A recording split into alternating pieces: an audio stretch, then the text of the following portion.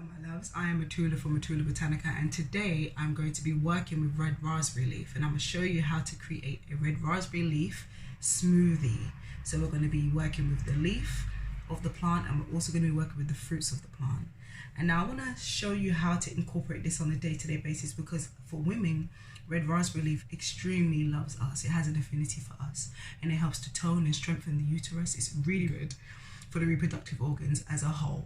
For men too, men can drink it, all is well. I'm mainly focusing on women here because with us, due to our menstrual cycle, we tend to lose a lot of vital minerals throughout the month. So this is something that you can incorporate on a day-to-day basis just to give you the energy, the vim, the extra minerals that you need, such as calcium, selenium, phosphorus. There's small amounts of iron in there as well, and folate. So this is essential stuff, and if you are currently pregnant, this is a good recipe for you.